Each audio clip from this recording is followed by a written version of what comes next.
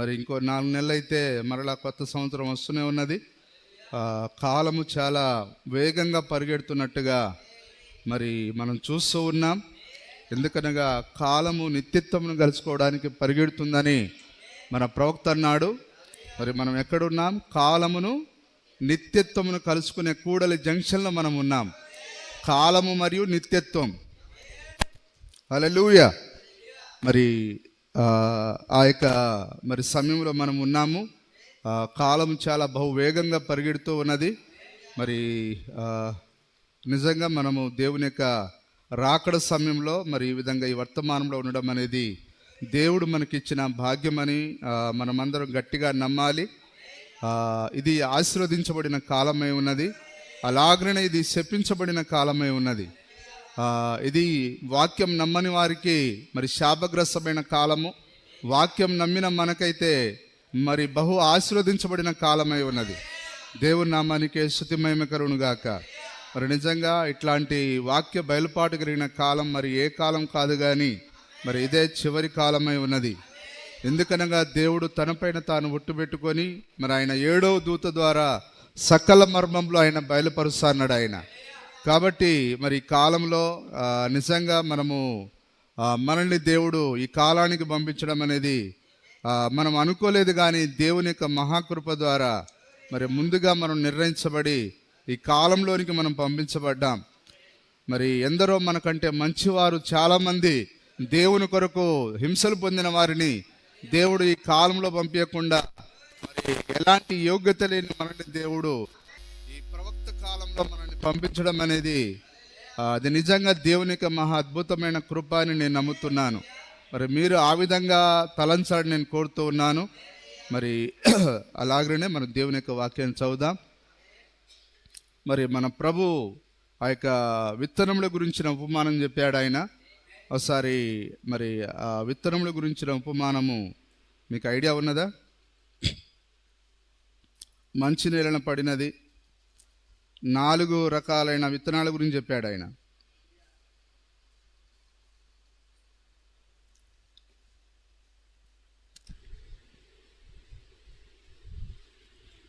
లూకాసు వార్త 8వ అధ్యాయం. లూకాసు వార్త 8వ అధ్యాయము 5 నుంచి చదవండి. విత్తువాడు తన విత్తనములు విత్తుటకు బయలువెళ్ళెను. అతడు విత్తుచుండగా కొన్ని విత్తనములు త్రోవ పక్కన పడి త్రొక్కబడిన గనుక తొక్కబడిన గనుక ఆకాశ పక్షులు వాటిని మింగివేసెను. త్రోవ అంటే అది హృదయమై ఉన్నది. మీరు జాగ్రత్త గమనిస్తున్నారా? త్రోవ అంటే నిజంగా మనం నడిచే త్రోవని గురించి కాదు, కానీ అది అక్షరాల మానవుని యొక్క హృదయం. అది మరి కొన్ని ఎక్కడ పడ్డాయి? హృదయంలో పడకుండా మరి త్రోవ పక్కన పడ్డాయి. మరికొన్ని రాతి నేలన పడి మొలిచి. రాతి నేల అన్న ఇప్పుడు ఏంటిది? ఇది హృదయమే. కొన్ని రాతి నేలలో రాతి నేలన పడి మొలచి చెమ్మలేనందున ఎండిపోయాను. ఏం లేనందున? వాక్యం చెమ్మలేన. ఏమి సార్? అదేనా? చెమ్మలేనందున ఎండిపోయాను. ఓకే. అంటే అది నీరు అనగా పరిశుద్ధాత్మ ఉన్నది. కాబట్టి రాతి హృదయంలోనికి పరిశుద్ధాత్మ వస్తాడా? రాడు. దేవుడు ఏమన్నాడు? మీ రాతి హృదయాన్ని తొలగించి మాంసపు హృదయంగా మారుస్తాడు ఆయన. కాబట్టి రాతి నేల అనేది ఎన్నడూ ఇది దేవుని కొరకు ఉపయోగపడదు. ఈ గట్టి త్రోవ పక్కన నడిచే త్రోవ కూడా ఎట్లుంటుంది? అది ఎప్పుడు గట్టిగానే ఉంటుంది. అందులో నువ్వు ఎన్ని గింజలైన జల్లు, అవి కాకులు వచ్చి ఎత్తుకొని పోవడమే తప్ప ఈ త్రోవలో కూడా విత్తనాలు మొలవవు. ఈ రాతి నేలలో విత్తనాలు మొలవవు. వాళ్ళు కేవలం వింటారు కానీ గ్రహించనే. మనం చదివా మూలవాక్యాన్ని. ఇది వీళ్ళ కొరకే. 3వది మరికొన్ని ముళ్ళ పొదల నడుమ పడెను. ముళ్ళ పొదలన్న ఇప్పుడు ఏంటిది? హృదయమే. అది కూడా నిజమేనా? ముళ్ళ పొదలంటే ఇక అన్ని విచారాలు, అదేంటిది ఇదేంటిది, లోకంతో పాటు పోటీపడడం. ఇప్పుడు లోకాశలు అనేవి ముళ్ళ పొదలు. ఈ లోకాశలు అనే హృదయములో కూడా ఈ విత్తనం అనేది మరి ఫలించదు. ఎందుకనగా ఈ ముళ్ళ పొద ఏం చేస్తుంది? ఆ యొక్క విత్తనాన్ని అణిచివేస్తుంది, రానియకుండా అణిచివేస్తూ ఉంటుంది. హల్లెలూయా. చాలా మంది ఎందుకు ఎదగలేకపోతున్నారు వర్తమానంలో? ఈ ముళ్ళ పొదలు, లోకమనే ముళ్ళ పొదలు అణిచివేయడం ద్వారా. ఇప్పుడు 4వది చూడండి. హల్లెలూయా. మరికొన్ని మంచు నేలను పడెను, మంచి నేలను పడెను. అవి మొలిచి, నేల అనగా అది మంచి హృదయం. మంచి నేల అంటే మంచి హృదయమై ఉన్నది. ఇప్పుడు ఎట్లాంటి హృదయం కావాలి? మంచి హృదయం కావాలి. హల్లెలూయా. కాబట్టి మంచి హృదయం అని అంటే, ఇప్పుడు నేను ఇక్కడ నిలబడుకొని మాట్లాడుతున్నాను. ఇప్పుడు నన్ను మీరు ప్రేమించకుండా నా ద్వారా వచ్చే వాక్యాన్ని మీరు అసలు నమ్మరు. కాబట్టి ఇప్పుడు ఏ మంచి హృదయం కావాలి? ఇదిగో ఈ పులిబీడి దగ్గర నిలబడుకొని ఉన్నాయన దేవుని మనిషి అని నమ్మే మంచి హృదయం కావాలి. అతడు దేవుని సేవకుడిని నమ్మే హృదయం కావాలి. అప్పుడు ఆ వ్యక్తిలో దేవుని యొక్క వాక్యం పనిచేస్తుంది. హల్లెలూయా. కానీ మరి శాస్త్రులు పరిచయాలు ఎట్లా వచ్చారు యేసు ప్రభు దగ్గరికి? ఆయనను కేవలము తప్పు పట్టే దానికే వచ్చారు తప్ప, మరి అతడు దేవుని యొక్క మనిషి, దేవుని యొక్క సేవకుడని ఆయన నమ్మలేదు. వారు ఎప్పుడు వచ్చినా కానీ దేని కొరకు వచ్చారు? వాళ్ళు ప్రశ్నించడానికి, తప్పులు పట్టడానికి. నిజమేనా? ఇప్పుడు అది ఏ నేల? అది హల్లెలూయా. అది రాతి నేల, ముళ్ళ పొదలు కలిగినది, త్రోవ కలిగినది. కానీ మంచి హృదయం ఉన్నప్పుడు మాత్రమే మరి నేను చెప్పే వాక్యం మీ హృదయంలో నాటబడుతుంది. హల్లెలూయా. కాబట్టి ఎట్లాంటి హృదయం కావాలి? ఇప్పుడు మనకు మంచి హృదయం కావాలి. చదవండి. మరికొన్ని మంచు నేలను పడెను, మరికొన్ని మంచి నేలను పడెను, అవి మొలిచి నూరంతలుగా ఫలించునెను. అది మొలిచి నూరంతలుగా ఫలించునెను. ఈ మాటలు పలుకుచు, చెప్పండి, చదవండి. వినుటకు చెవులు గలవాడు వినుగాక అని బిగ్గరగా చెప్పెను. ఆయన శిష్యులు ఈ ఉపమానం ఏమిటని ఆయనను అడగగా, ఆయన దేవుని రాజ్య మర్మములు ఎరుగుట మీకు అనుగ్రహింపబడి ఉన్నది. ఇతరులైతే చూచియు చూడకయు వినియు గ్రహింపకయు ఉండునట్లు వారికి ఉపమాన రీతిగా బోధించబడుచున్నవి. అది ఉపమాన రీతిగా ఎందుకు మాట్లాడి ఉన్నాడు ఆయన? మరి దేవుని చిత్తంలో లేని వారు మరి గ్రహింపకుండా ఉండేదానికి ఆయన ఉపమాన రీతిగా మాట్లాడి ఉన్నాడు ఆయన. అందరు ఇక్కడే ఉన్నారా? మరి మీ ప్రాణాత్మ దేహాలను దేవుని చేతులకు అప్పగించండి. అప్పుడు దేవుడు మీతో మాట్లాడతాడు. మరి మీరు బాడీ ప్రజెంట్గా ఉండి మైండ్ ఆబ్సెంట్ చేస్తే దానివల్ల ఉపయోగం లేదు. మీ ప్రాణము, ఆత్మ, దేహం అన్నీ ఇక్కడే దేవుని దగ్గర ఉండాలి. అప్పుడే దేవుడు మాట్లాడే ప్రతి మాట మీకు అర్థమవుతుంది. ఓకే. ఈ ఉపమాన భావం ఏమనగా విత్తనము దేవుని వాక్యము. విత్తనము అనగా దేవుని వాక్యము. త్రోవ పక్క నుండి వారు వినువారు మాత్రమే గాని నమ్మి రక్షణ పొందకుండునట్లు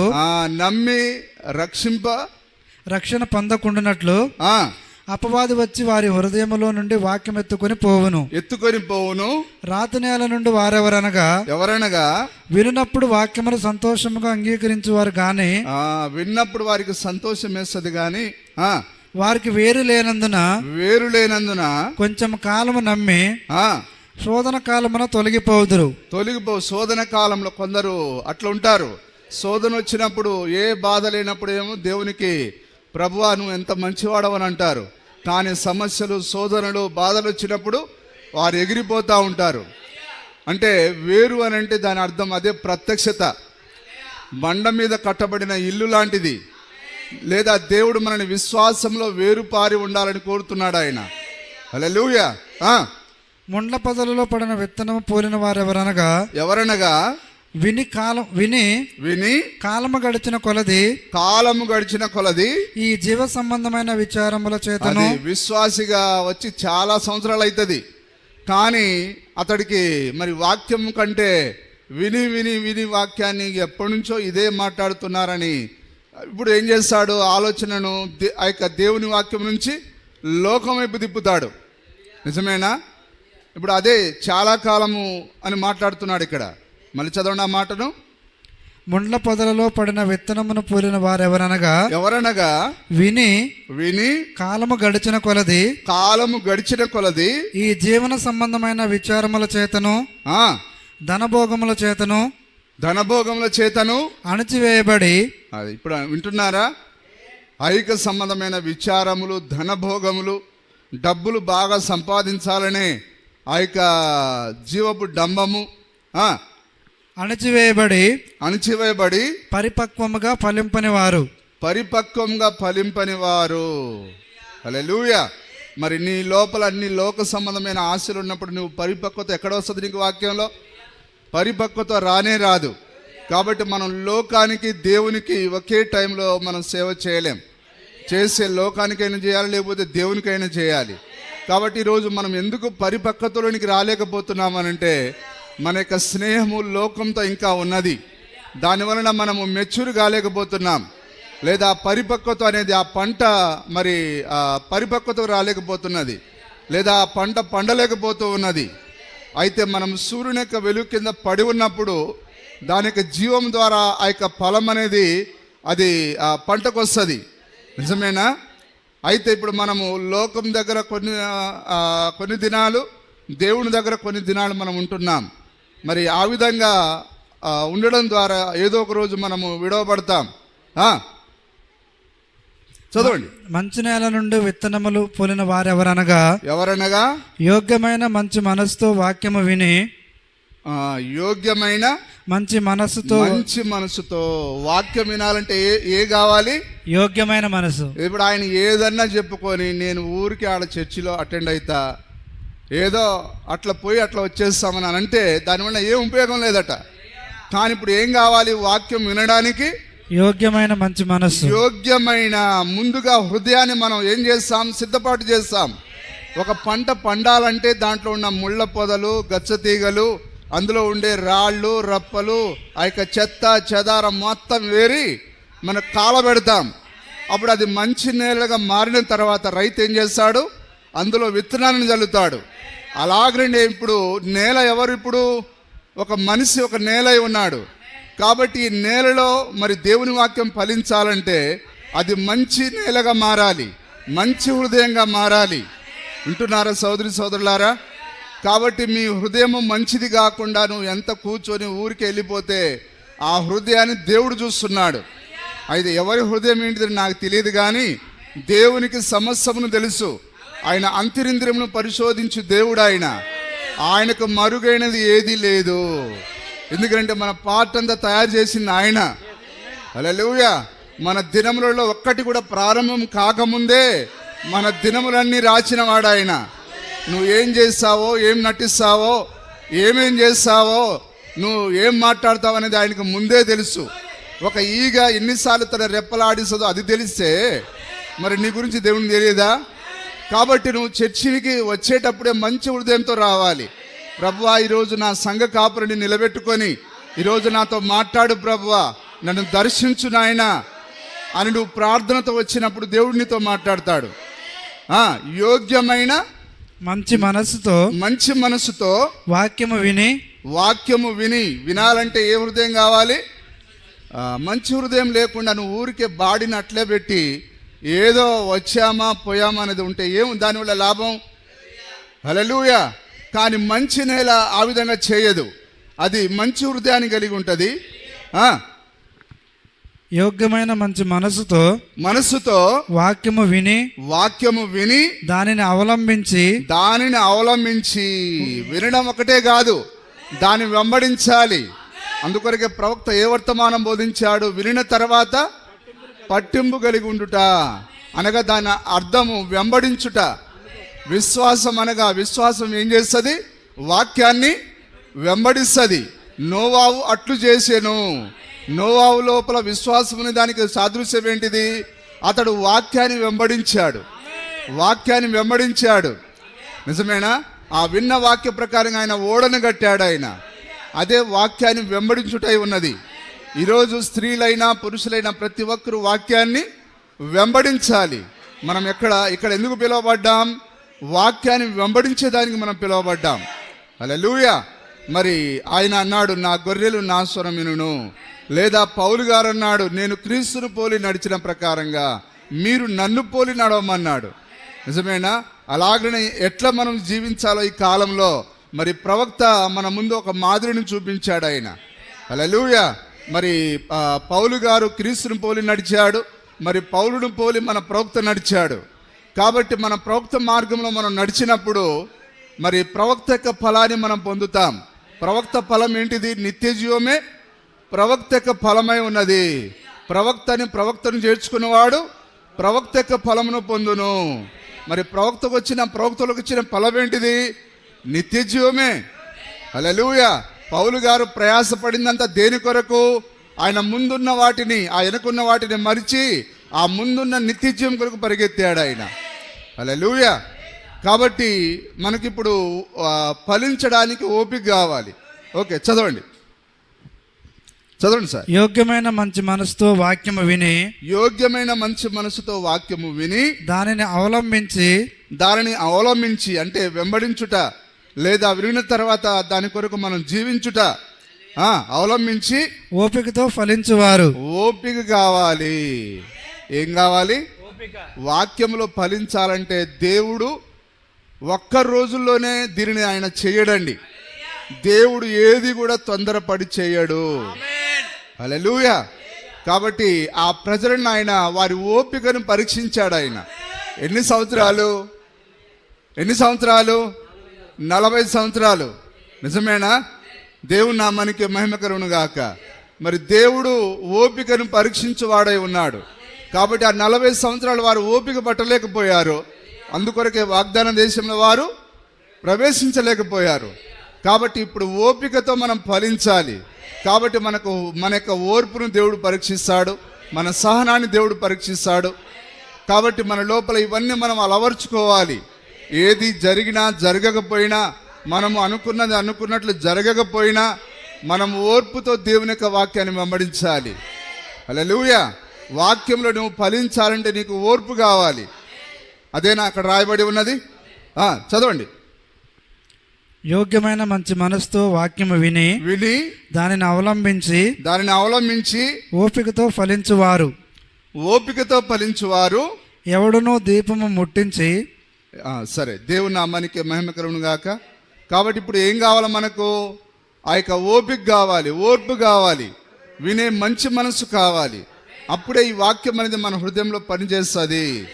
దేవుని నామానికి స్తుతి కలుగును గాక. కాబట్టి మీరు నా నుండి వచ్చే మాటలను మరి మీ హృదయంలో పనిచేయాలంటే ముందుగా మరి వాక్యం చెప్పే వ్యక్తిని కూడా మనం నమ్మాలి.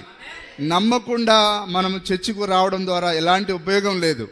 సరే, దేవుని నామానికి స్తుతి కలుగును గాక. సరే, మనం చదివిన మూలవాక్యాన్ని మరొకసారి మనం చదువుదాం. ఆ యొక్క అపోస్తల కార్యము 28వ అధ్యాయము సరే మనం చూద్దాం. అపోస్తల కార్యములు 28వ అధ్యాయము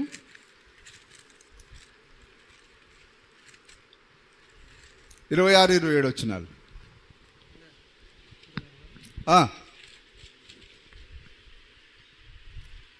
మీరు వినుట మట్టుకు విందురు గాని గ్రహింపనే గ్రహింపరు.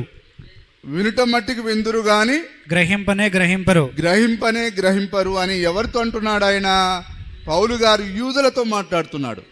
యూదులనగా దేవుని వాక్యాన్ని, ధర్మశాస్త్రాన్ని వెంబడించేవారు. వారు ధర్మశాస్త్రాన్ని చదువుతున్నారు కానీ వారు దాన్ని గ్రహించలేకపోతున్నారు. నిజమేనా? ఓకే, మళ్ళీ చదవండి. మీరు వినుట మట్టుకు విందురు గాని గ్రహింపనే గ్రహింపరు. చూచుట మట్టుకు చూతురు గాని కాననే. దేనిని వినేది? వాక్యాన్నే. చదివేది దేనిని? వాక్యాన్ని. పౌలు గారు మాట్లాడేది ప్రత్యేకంగా వాక్యమును గురించే. కాబట్టి ఆ రోజు ఆయన ధర్మశాస్త్రంతో వారితో వాదించాడు, వారితో మాట్లాడాడు. కానీ వారు వినని తర్వాత పౌలు గారిని పట్టించుకోనందున, మరి పౌలు గారు చెప్పిన సత్యాన్ని వారు గ్రహించనందున, అప్పుడు పౌలు గారు మీ గురించి యెషయా ప్రవక్త ముందే చెప్పాడు, ఇదిగో మీరు ఇట్లా చేస్తారని అని ఇప్పుడు ఆ వాక్యాన్ని ఎత్తి మాట్లాడుతున్నాడు ఆయన. హల్లెలూయా. మరి చూడండి, మళ్ళీ చదవండి ఆ మాటను. మీరు వినుట మట్టుకు విందురు గాని గ్రహింపనే గ్రహింపరు. చూచుట మట్టుకు చూతురు గాని కాననే కానరని ఈ ప్రజల యొద్దకు వెళ్ళి చెప్పుము. ఏ ప్రజలు? ధర్మశాస్త్రాన్ని వెంబడించే ప్రజలు. చెప్పుము. ఈ ప్రజలు కన్నులారా చూచి చెవులారా విని.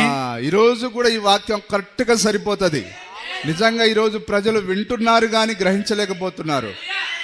వారు ఏం చదువుతున్నారో వారిని దాన్ని మరి గట్టిగా పట్టుకోలేకపోతున్నారు. మరి ఇది ఈ ప్రవచనం అనేది ప్రతి కాలంలో పనిచేసే వాక్యం. ఇది హల్లెలూయా.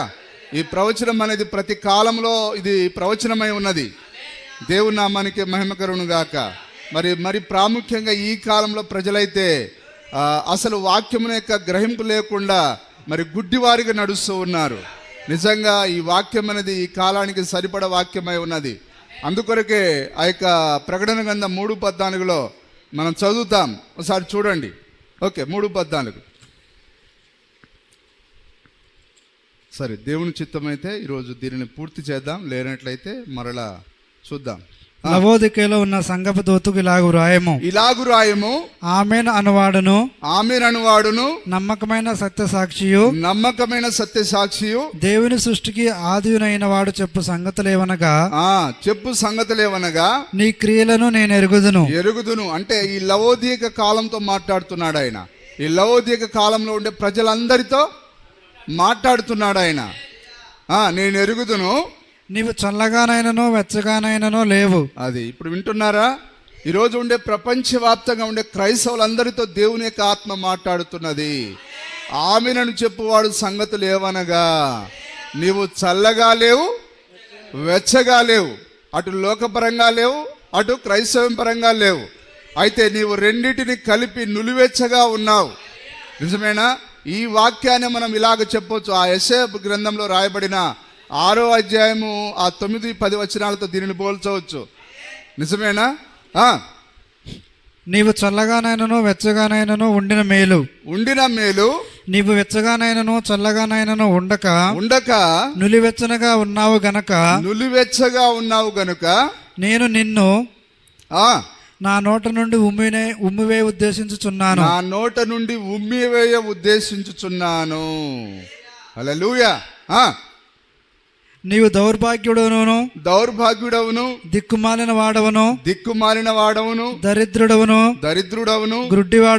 గుడ్డివాడవును దిగంబరుడనై ఉన్నావని ఎరుగక. హల్లెలూయా. మరి చూడండి, ఈ కాలం పైన దేవుడు ఎంత నేరం మోపుతున్నాడో. నీవు గుడ్డివాడవును, దిగంబరుడవును, దౌర్భాగ్యుడవును అంటున్నాడు ఆయన. కానీ ఈరోజు క్రైస్తవులు ఏమంటున్నారు? దేవుడు మాతో ఉన్నాడు. దేవుడు ఉన్న ప్రజలను ఎవరైనా దౌర్భాగ్యులు అంటారా? దేవుడున్న వ్యక్తిని ఎవరైనా గుడ్డివాడు అంటారా? కానీ దేవుడు మాతో ఉన్నాడని అనుకుంటున్నారు. కానీ వారి దేవుడు వారితో ఏమంటున్నాడు?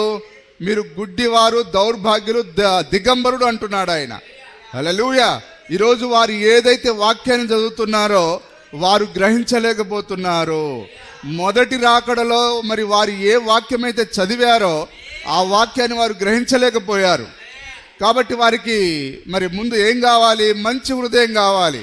మంచి హృదయం ఉంటేనే వారు దేవుని వాక్యాన్ని గ్రహించగలుగుతారు. అంటే మంచి హృదయం అంటే దాని అర్థం ఏంటిది? దేవుడు పంపించిన వ్యక్తిని మరి నమ్మే హృదయం కావాలి. ఈరోజు వారి లోపల వాక్యం పనిచేయకపోవడానికి కారణం ఏంటిది? విలియం బ్రెనామ్ పేరు చెప్తేనే వారికి అసలు నమ్మరు వాళ్ళు. అంటే ముందు నువ్వు వ్యక్తిని ప్రేమిస్తే ఆయన లోపల ఉండే వాక్యాన్ని కూడా ప్రేమిస్తావు. మీకు అర్థమవుతుందా? అంటే ఇప్పుడు వారి ద్వేషం ఎవరిపైన? వాక్యం పైన కాదు, కానీ విలియం బ్రెనామ్ గారి పైన. అంటే వారు విలియం బ్రెనామ్ అనే వ్యక్తిని ద్వేషించడం ద్వారా మరి ఆయనలో ఉన్న వాక్యాన్ని కూడా వారు ద్వేషిస్తున్నారు. హల్లెలూయా. నిజమేనా? మరి ప్రభు కూడా అన్నాడు, తండ్రి వారు నన్ను నిర్హేతుకముగా నిరాకరించిరి, ద్వేషించిరి అని అన్నాడు ఆయన. అంటే నిర్హేతుకంగా అంటే ఏ కారణం లేదు. నిజమేనా? అలాగనే విలియం బ్రెనామ్ను వారు ద్వేషించడానికి కారణం ఏంటిది? ఏ కారణమైనా ఉన్నదా? అతడేమైనా దొంగనా, మోసగాడా, లేకపోతే వాక్యంలో లేనిదేమైనా చెప్పాడా? కానీ గుడ్డిగా మరి మా అయ్యగారులు పెద్దోళ్ళు తప్పని అన్నారు కాబట్టి మేము కూడా తప్పని అంటాం. అంటే గుడ్డిగా. హల్లెలూయా. వారు కేవలం గుడ్డివారంటే ప్రభు చెప్పింది రైటేనా కాదా? కానీ ఈ కాలపు ప్రవక్త విలియం బ్రెనామ్ మరి నువ్వు అతడిని నమ్మితే వర్తమానికుడు ఒక్కటే. కాబట్టి ఆ యొక్క దేవుడిచ్చిన వర్తమానం నీకు అర్థం కావాలంటే ముందు నువ్వు విలియం బ్రెనామ్ని నమ్మాలి. అలాగనే నువ్వు సంఘానికి వస్తున్నావంటే నీ పాస్టర్ నువ్వు నమ్మాలి. నమ్మితేనే దేవుడు నిన్ను దీవిస్తాడు. నేను ఎవరిని పంపుతునో వారిని చేర్చుకునేవాడు నన్ను చేర్చుకునేవాడు అన్నాడు ఆయన. కాబట్టి ఆయన ప్రవక్తను పంపించాడు ఆయన. కాబట్టి వారు ప్రవక్తను నిరాకరించడం ద్వారా దేవుణ్ణి కూడా వారు నిరాకరిస్తున్నారు. ఈరోజు అపోస్తల బోధన వారు వెంబడించకపోవడానికి గల కారణము విలియం బ్రెనామ్ పేరు వింటేనే వారు మరి సహించలేకపోతున్నారు. నిజమేనా? అర్థమవుతుందా మీకు? చదవండి సార్. నేను ధనవంతుడను ధనవృద్ధి చేసి ఉన్నాను నాకేమీ కొదువలేదని చెప్పుకొనుచున్నావు. కానీ సంఘాలు ఈరోజు డబ్బులతో వర్ధిల్లుతున్నాయి, మాకేమీ కొదవలేదని అనుకుంటున్నారు. కానీ దేవుడు ఏమంటున్నాడు? చెప్పుకుంటున్నావు, నీవు ధనవృద్ధి చేసుకున్నట్లు అగ్నిలో పుట్టము వేయబడిన బంగారమును నీ దిశమల సిగ్గు కనబడకుండానట్లు ధరించుకొనుటకు తెల్లని వస్త్రములను. ఏ వస్త్రములు? తెల్లని వస్త్రములను నీకు దృష్టి కలిగినట్లు నీ కన్నులకు కాటుకును నా యొద్ద కొనమని నీకు బుద్ధి చెప్పుచున్నాను. నా యొద్ద కొనమని అంటున్నాడు ఆయన. అంటే నా యొద్ద అంటే ఎవరి దగ్గర ఉన్నది? అతని యొక్క దూత దగ్గర ఉన్నది. హల్లెలూయా. కాబట్టి నువ్వు దూత దగ్గరికి వస్తేనే, 7వ దూత దగ్గరికి వస్తేనే, ఈ కాలపు ప్రవక్త దగ్గరికి వస్తేనే నీకు ఆ కళ్ళు తెరవబడతాయి. నా యొద్ద కొనమని అంటున్నాడు ఆయన. నీ కన్నులకు కాటుకను నా యొద్ద కొనమని నీకు బుద్ధి చెప్పుచున్నాను. నేను ప్రేమించు వారిని అందరినీ గద్దించి శిక్షించుచున్నాను. అది ఆయన ఎవరినైతే ప్రేమిస్తున్నాడో వాళ్ళందరినీ గద్దించి శిక్షించడం అంటే దాని అర్థం కొట్టడం కాదు, కానీ అది సరిచేటై ఉన్నది. కాబట్టి విలియం బ్రెనామ్ ఎందుకు వచ్చాడు? ఏదో మరి కొరడాలతో కొట్టేదానికి రాలేదు ఆయన. మనందరిని ఆయన గద్దించి సరిచేసేదానికి వచ్చాడు ఆయన. మరలా ఆయన పిల్లల హృదయాలను తండ్రుల వైపు తిప్పేదానికి, ఆ పడిపోయిన బలిపీఠాన్ని తిరిగి నిర్మించేదానికి, ఆ బలిపీఠాన్ని, కూలిపోయిన బలిపీఠాన్ని సరిచేసేదానికి వచ్చాడు ఆయన. హల్లెలూయా. నిజమేనా? శిక్ష అనగా దాని అర్థం అది సరిచేయుట, మనల్ని క్రమశిక్షణలో పెట్టుట. కానీ ఈరోజు విలియం బ్రెనామ్ను వారు ప్రేమించనందున వారి జీవితాలు క్రమశిక్షణలోకి రాలేకపోతున్నాయి. దేవుని నామానికి స్తుతి కలుగును గాక. సరే, మరి ఇది మొదటి రాకడలో మనం అదే చూసాం. మరి ప్రభు చెప్పాడా? 13వ అధ్యాయం మనం ఇందాక చదివాం. వారు గ్రహింపరు అన్నాడు ఆయన. అంటే మొదటి రాకడలో వారు గ్రహించలేదు. ఇప్పుడు ఇది ఏ రాకడ? ఇది 2వ రాకడై ఉన్నది. మరి మొదటి రాకడలో మాట్లాడిన అదే ప్రభు ఇక్కడ 3వ అధ్యాయంలో ఆయన ఈ 2వ రాకడలో ఆయనే మాట్లాడుతున్నాడు. హల్లెలూయా. ఆ రోజు శరీరధారిగా మాట్లాడిన దేవుడు ఇప్పుడు ఆత్మరూపిగా మాట్లాడుతున్నాడు ఆయన. ఇదిగో ఈ కాలము గుడ్డిది, దౌర్భాగ్యురాలు, దిగంబురాలు. ఆ రోజు మాట్లాడిన దేవుడే ఇప్పుడు మాట్లాడుతున్నాడు. ఇప్పుడు మీకు అర్థమవుతుందా? వారు మరి ప్రతిదినము యెషయా గ్రంథాన్ని చదివారు, ఆ 6వ అధ్యాయం చదివారు వాళ్ళు, 40వ అధ్యాయం చదివారు వాళ్ళు. మరి అలాగనే మలాకి గ్రంథం 3వ అధ్యాయం చదివారు వాళ్ళు. నిజమేనా? మరి ఒకసారి యెషయా గ్రంథంలో ఏమని చదివారో చూద్దాం. 40వ అధ్యాయం 3వ వచనం.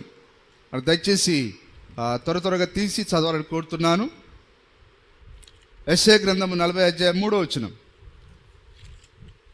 40వ అధ్యాయం 3వ వచనం త్వరగా చదవండి.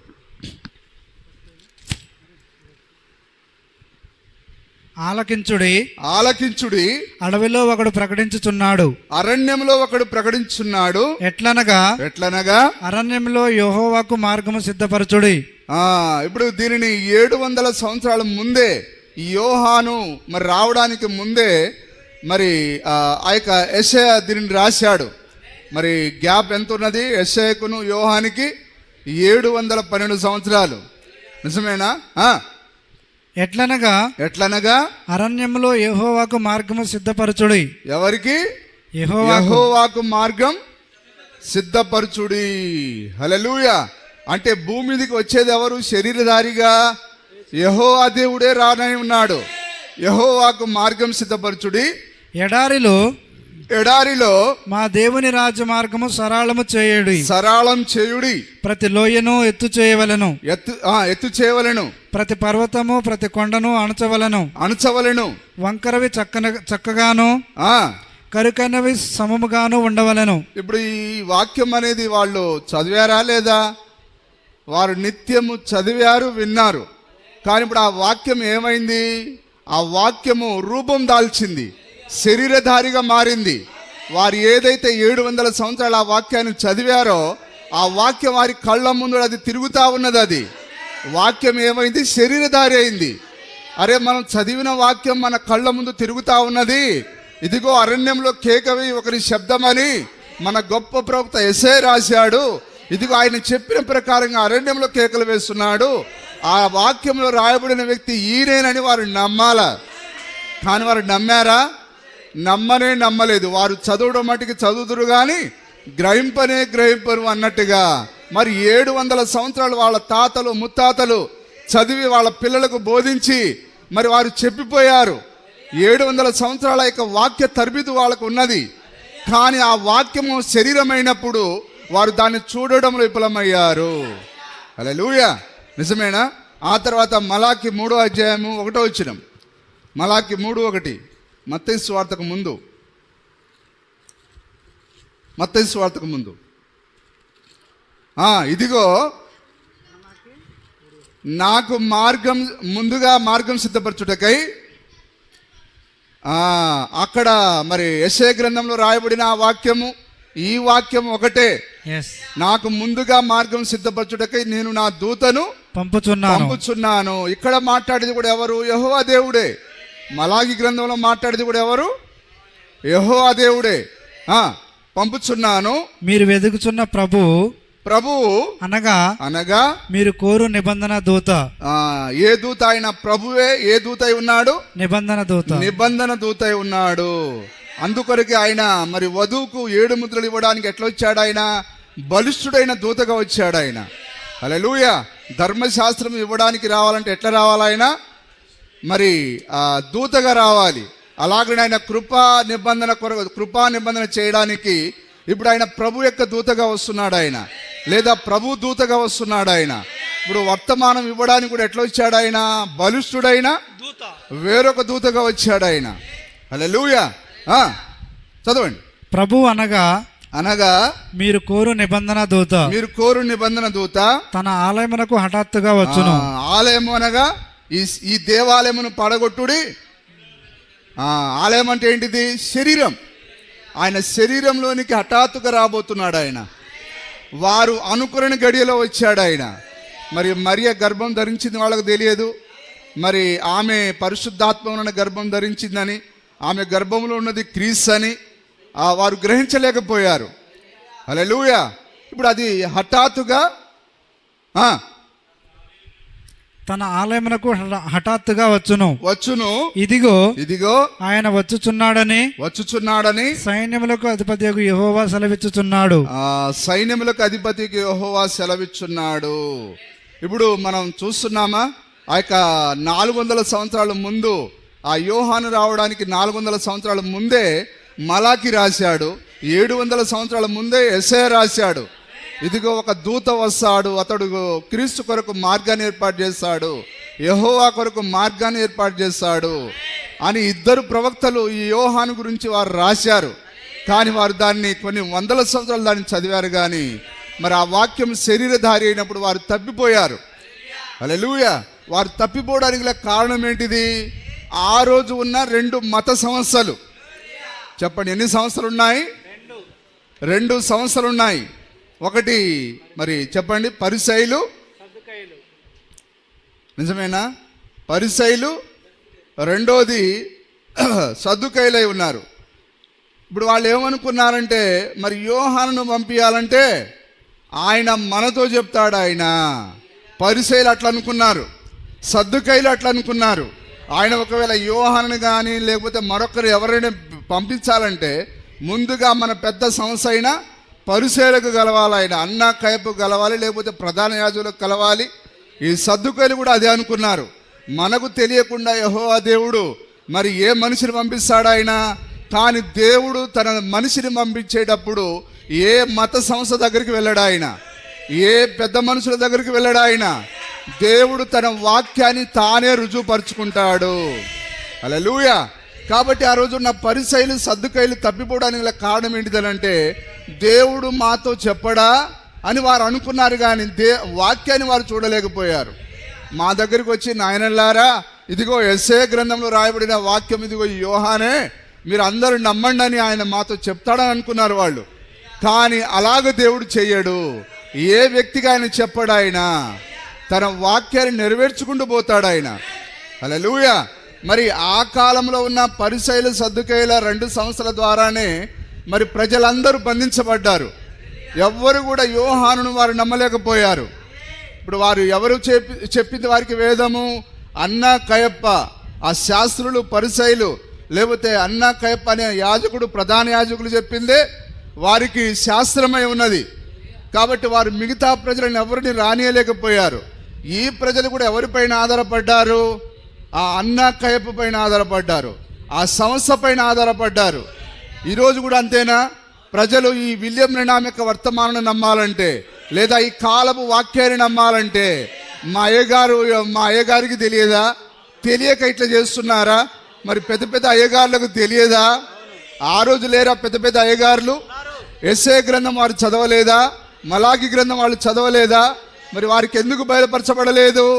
వారు వాక్యంలో చూడాలా. వాక్యంలో అరణ్యంలో కేక వేయని శబ్దం అని అంటే అరణ్యంలోనే కేక వేస్తున్నాడు ఆయన. అలాగనే పిల్లల హృదయాలను తండ్రుల వైపు తిప్పుతాడంటే విలియం బ్రన్హామ్ దాన్ని చేశాడు.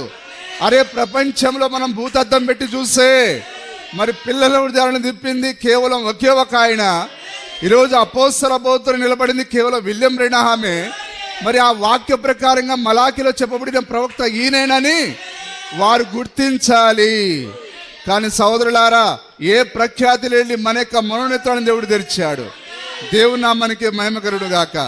ఆ రోజు ఉండే ఆ యొక్క మరి వేశ్యలు, సుంకరులు, పామరులు వచ్చి యోహాను ఇచ్చిన బాప్తిసం సత్యమని, వారు నిజమని, దేవుని సంబంధమని వారు నమ్మి బాప్తిసం పొందారు.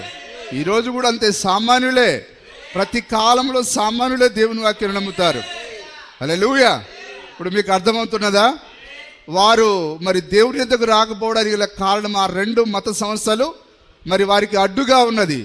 మరి ఆ రోజు ఈ 2 సంవత్సరాల ద్వారానే ప్రజలు మరి దేవుని దగ్గరకు రాలేకపోతే ఈరోజు కూడా అంతేనా? ప్రపంచవ్యాప్తంగా భయంకరమైన సంస్థలు వెలిశాయి. ఆ సంస్థలే ప్రజలను దేవుని యొద్దకు రానియకుండా అడ్డుపడుతూ ఉన్నాయి. సరే, ఇంకా మనం ముందుకు వెళ్దాం. లూకా సువార్త 3వ అధ్యాయం 1 నుంచి 7వ వచనం.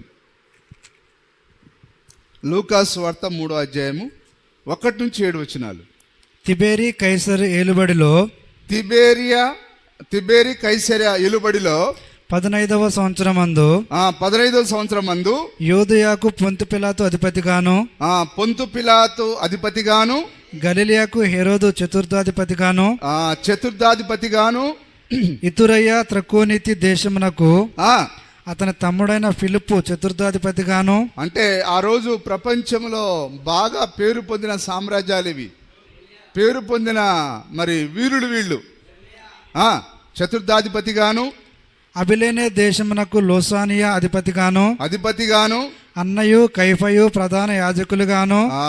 అట్లాంటి మహా గొప్ప రాజులు ఉన్న కాలంలో, అలాగనే పెద్ద మత కేంద్రమైన యెరూషలేంలో మరి అన్న కయప్ప అని పెద్ద యాజకులు, నిజమైన వాళ్ళు దేవుని యొక్క యాజకులై ఉన్నారు.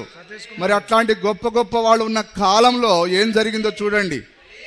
కాలమున అన్నయు కైఫయు ప్రధాన యాజకులుగాను ఉన్న కాలమున అరణ్యములో ఉన్న ఇప్పుడు గొప్ప గొప్ప చక్రవర్తులను, రాజులను వదిలేసి ఆ యొక్క మత కేంద్రమైన ఆ యొక్క యెరూషలేము యొక్క యాజకులను, ఆ యొక్క ప్రధాన యాజకులను వదిలేసి దేవుని వాక్యం ఎక్కడికి వెళ్ళింది? అరణ్యంలో ఉన్న జకర్యా కుమారుడైన యోహాను యొద్దకు. హల్లెలూయా. అలాగనే ఈరోజు పెద్ద పెద్ద మరి పండితులు, మేధావులు అనర్గళంగా మాట్లాడే మరి పిహెచ్డీలు, డీడీలు చేసిన ఉన్న ఈ కాలంలో మరి ఎక్కడికి పోయింది దేవుని వాక్యము? ఆ పెట్టె వంటి చెక్కల గృహంలో పుట్టిన ఆ విలియం బ్రన్హామ్ దగ్గరికి వాక్యం వచ్చింది. మరి యోహానికి ఏమైనా పేరు ప్రఖ్యాతులు ఉన్నాయా? 9 సంవత్సరాలప్పుడే అతడు తల్లిదండ్రులు వృద్ధాప్యంలో ఉండి చనిపోయారు. చనిపోయిన వెంటనే అతడు అరణ్యంలోనికి దేవుడు కొనిపోయాడు. అక్కడే పెరిగాడు ఆయన. 9 నుంచి 30 సంవత్సరాల వరకు అరణ్యంలోనే మరి ఆయన పోషించబడ్డాడు. మరి అతనికి వెనక ముందు అండా దండ, మరి అతని పలుకుబడి ఎవరు లేరు. కానీ అతడు దేవుని చేత అతడు పోషింపబడ్డాడు. దేవుని నామానికి మహిమ కలుగును గాక. కానీ ఇప్పుడు ఏం చూస్తున్నారు ప్రజలు? వాక్యం వస్తే మరి అన్నకు తెలియదా? ప్రధాన యాజకుడైన కయప్పకు తెలియదా? అన్న, కయప్ప రాజులు ఉన్న ఈ కాలంలో దేవుని వాక్యము సామాన్యుడైన ఎన్నిక లేని ఆ వ్యక్తి దగ్గరికి దేవుని వాక్యం వెళ్ళింది. హల్లెలూయా. చదవండి.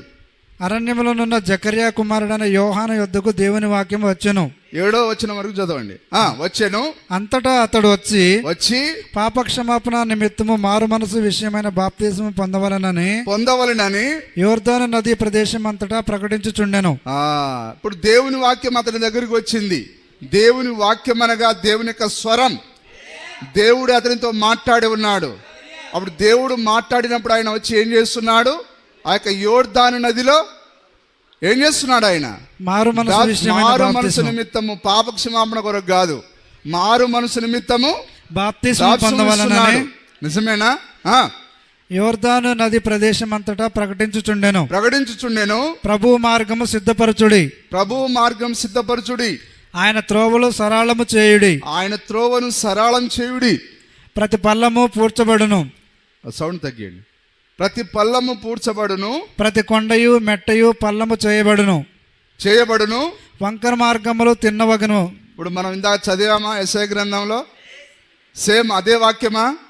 ఇప్పుడు అది ఎవరి గురించి చెప్పబడుతూ ఉన్నది? యోహాను గురించి చెప్పబడుతూ ఉన్నది. 7వ వచనం వరకు. వంకర మార్గములు తిన్నవగును, కరకు మార్గములు నున్నని వగును. సకల శరీరులు దేవుని రక్షణ చూతురు అని అరణ్యములో కేక వేయుచున్న ఒకని శబ్దమని ప్రవక్త అయిన యెషయా వాక్యముల గ్రంథమందు వ్రాయబడినట్టు ఇది జరిగెను. హల్లెలూయా. ఎందుకు ఆయన అరణ్యంలోనే కేక వేస్తున్నాడు అంటే యెషయా రాశాడు కాబట్టి.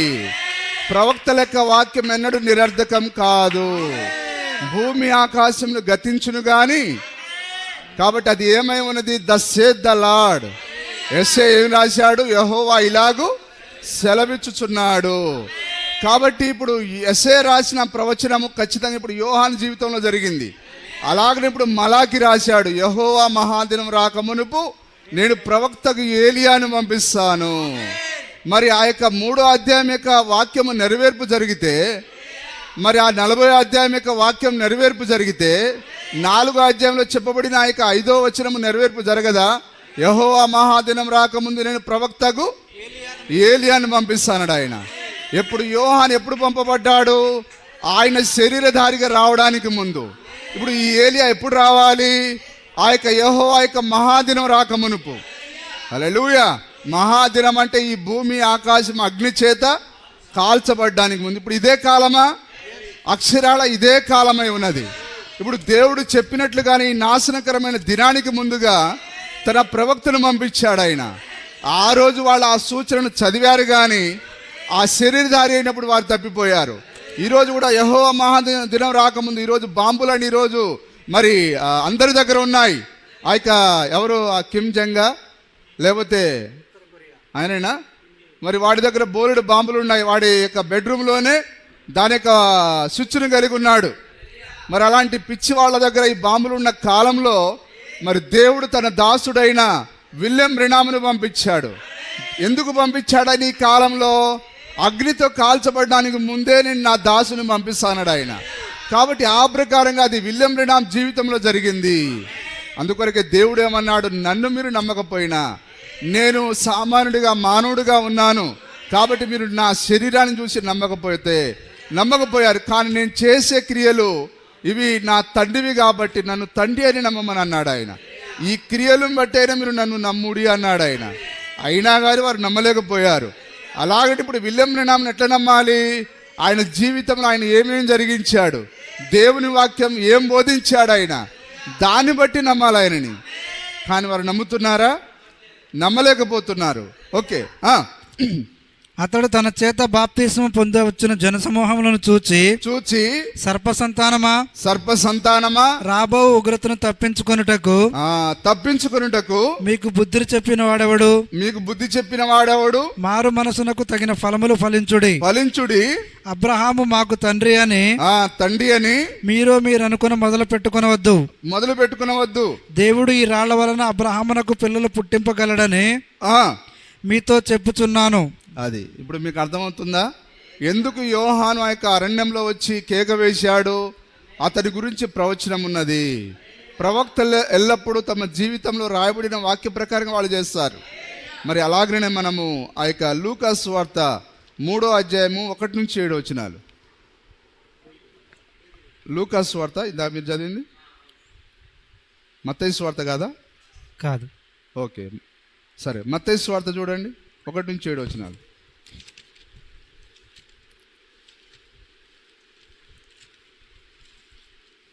త్వరగా చదవండి. ఆ దినమందు బాప్తిస్మిచ్చి యోహాను వచ్చి పరలోక రాజ్యము సమీపించి ఉన్నది మారు మనసు పొందుడని యూదయ అరణ్యంలో ప్రకటించుచుండెను. ప్రభు మార్గం సిద్ధపరచుడి ఆయన త్రోవలు సరళము చేయుడని అరణ్యములో కేకవేయునొకని శబ్దము అని ప్రవక్త అయిన యెషయా ద్వారా చెప్పబడిన వాడితడే. ఎవరు రాస్తున్నారు ఈ మాట?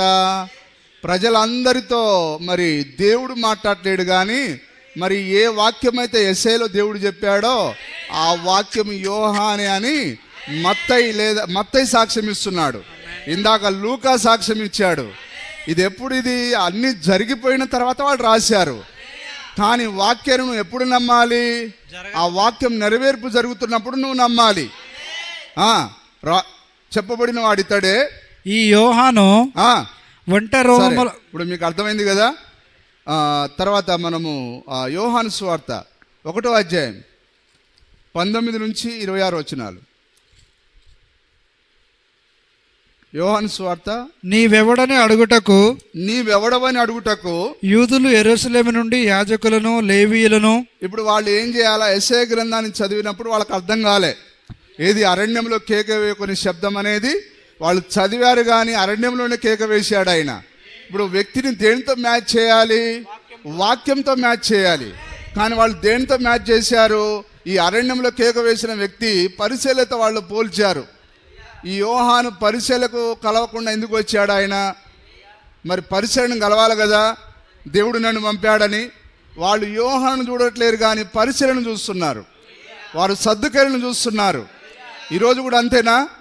ప్రజలు వాక్యాన్ని చూడట్లేరు కానీ అయ్యగారు ఈ అయ్యగారు ఆ సంస్థ ఈ సంస్థ పెద్ద అయ్యగారులు పెద్ద అమ్మగారులు అదేనా? ఆ రోజు కూడా అంతే. హల్లెలూయా. ఇప్పుడు వాళ్ళు వాక్యాన్ని నమ్మనందున యోహాను అడుగుతున్నారు నువ్వెవడవని. యూదులు యెరూషలేము నుండి యాజకులను లేవీయులను యెరూషలేము నుంచి యోర్దాను నదికి పంపించారు. లేవీయులను యోహాను నొద్దకు పంపినప్పుడు అతడిచ్చిన సాక్ష్యం ఇదే. అతడు ఎరుగననక ఒప్పుకొనెను. ఒప్పుకోవాలా? అరే అబ్బాయి, మరి నువ్వేదో వర్తమానం అంటున్నావు, మరి పక్షిరాజు అంటున్నావు, నిజమేనా అన్నప్పుడు ఏం చేయాలా? ఒప్పుకోవాలి. నీ రేషన్ కార్డు కట్ చేస్తావంటే ఒప్పుకోకూడదు. ఒప్పుకోవాలా? పాటలు పాడతాం, చావైనా బ్రతుకైనా నీ కొరకే దేవా. కానీ రేషన్ బియ్యం దగ్గరికి వచ్చేసరికి ఏం సార్ ఉత్తదేనా? అది సరే. మత్తయి సువార్త 11వ అధ్యాయం 9 నుంచి 11 వచనాలు చూద్దాం. మత్తయి సువార్త 11వ అధ్యాయము 9 నుంచి 11 వరకు. మరి ఏమి చూడవెళ్ళితిరి? మీరు ఏమి చూడవెళ్ళితిరి? ప్రవక్తనా? అవును గాని ప్రవక్త కంటే గొప్పవానని మీతో చెప్పుచున్నాను. యోహాను ఎవరు? ప్రవక్తలందరిలో ఆయన గొప్పవాడై ఉన్నాడు. ఎందుకనగా ప్రవక్తలందరూ దస్ సేత్ దలాడని వాక్యాన్ని చెప్పారు. కానీ ఈయన ఏం చేశాడు? దస్ సేత్ దలాడుగా అని చెప్పలేదు, కానీ ఆయన్నే పట్టుకొచ్చి చూపించాడు ఆయన. అందుకొరకు ఆయన ప్రవక్తలందరిలో గొప్ప ప్రవక్త ఆయన. హల్లెలూయా. ప్రవక్తలందరూ యెహోవా వాక్కు ఇలాగూ సెలవిస్తుంది అన్నారు. కానీ ఈడేం మాట్లాడకుండా ఆ రోజు యెహోవా వాక్కు ఇలాగూ సెలవిస్తుంది ఎవరైతే అన్నారో ఆయనే ఈయనని చెప్పి వాళ్ళ ముందుకు నెట్టాడు ఆయనని. అందుకొరకు ఆయన గొప్పవాడై ఉన్నాడు. ప్రవక్త కంటే గొప్పవాడినని మీతో చెప్పుచున్నాను. చూసారా, ఇప్పుడు మలాకి ఏమో యోహానుని దూత అని రాశాడు. యెషయా గ్రంథంలో మరి యెషయా ఏమో అతడి ప్రవక్త అరణ్యంలో కేకవేయకుని శబ్దం అన్నాడు. మరి ఇక్కడ ప్రభువైన యేసుక్రీస్తు ఆయనని ఏమంటున్నాడు? ప్రవక్త అని అంటున్నాడు. ప్రవక్తలందరిలో గొప్పవాడని అంటున్నాడు. చూస్తున్నారా, మరి స్వయంగా ప్రభువే సాక్ష్యం ఇచ్చిన మరి ఆ రోజు ఆ ప్రజలు నమ్మలేకపోయారు. ఈరోజు కూడా అంతే. దేవుడు ఏమై ఉన్నాడు? వాక్యమై ఉన్నాడు. ఆ రోజు ఆయన వాక్యమని ముసుగును వేసుకొని వచ్చాడు. ఆయన ఆదియందు వాక్యం ఉండిన ఆ వాక్యమే శరీరధారిగా మారి వారి మధ్యలో సంచరించాడు. ఆయన వారితో కలిసి తిరిగాడు. ఆయన ఈ రోజు కూడా దేవుడే వచ్చి మాట్లాడితే మేము నమ్ముతామనంటే ఆయన ఒకవేళ వస్తే ఎట్లా వస్తాడు? ఆయన అదే వాక్యదేవంతో వస్తాడు. ఆయన ఆ రోజు వాక్యదేవంలో ఉండి మాట్లాడితేనే యోహాను నమ్మమంటే నమ్మలేదు. ఈరోజు ఆయన శరీరంలో వచ్చి ఇదిగో ఈయనే నా ప్రవక్త, ఈ విలియం బ్రెనామే నా దూత అంటే ఆ రోజు నమ్మని వాళ్ళు ఈరోజు నమ్ముతారా? ఈరోజు కూడా అంతే. ఆయన వేరొక వేషంలో రాడు. ఆయన ఏదో ఇట్లా అని, నాయనలారా మీ యేసు ప్రభువును ఈ కిరణాలు చూశారా? మన నా హృదయానికి ముళ్ళ కిరీటం చూశారా? హృదయానికి కాదు ముళ్ళ కిరీటం, శిరస్సుకు ముళ్ళ కిరీటం పెడితే వీళ్ళేమో సార్ వాళ్ళు ముళ్ళ కిరీటం నీకు శిరస్సుకు పెడితే మేమేమో నీ హృదయానికి పెడతాం సార్. నీకెప్పుడు మేము తలనొప్పి గాళ్ళమే, నీ హృదయంలో ఎల్లప్పుడూ మా గురించి ఏడుస్తూనే ఉండాలి. కాబట్టి వాళ్ళు హృదయానికి పెట్టారు. సరే, చదవండి 11 వరకు.